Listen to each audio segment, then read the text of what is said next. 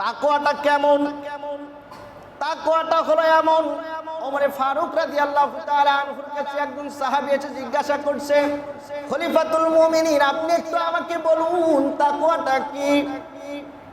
ওমর ফারুক রাদিয়াল্লাহু তাআলা আনহু বলেন, ও আমার ভাই, তুমি কি কখনো কণ্টকাকীর্ণ কাঁটাযুক্ত মরুপথে হেঁটেছো নাকি? সাহাবী বলেন, হ্যাঁ হেঁটেছি। ওমর বলেন, কিভাবে তুমি হেঁটেছো?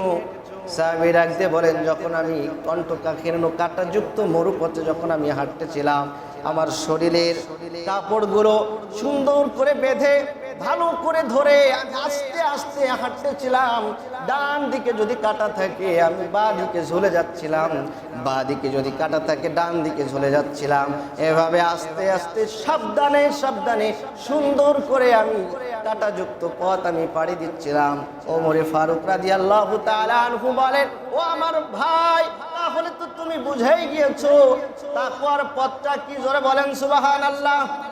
ওমর ফারুক রাদিয়াল্লাহু তাআলা আনহু বলেন, আইয়ুহাদিরাহু মা হারামাল্লাহ, আল্লাহ রাব্বুল আলামিনের আদেশ নিষেধ যা আছে হালাল হারাম মেনে চলা, আল্লাহ রাব্বুল আলামিনের আদেশ নিষেধ মেনে চলা। একজন মুমিন, একজন ঈমানদার সাবধানে সাবধানে চলবে, গুনাহ থেকে বেঁচে থাকবে, খুব সাবধানে পথ মেপে মেপে চলবে। এটাই তো হচ্ছে তাকওয়ার পথ। জোরে বলেন সুবহানাল্লাহ। এটাই হচ্ছে তাকওয়ার পথ।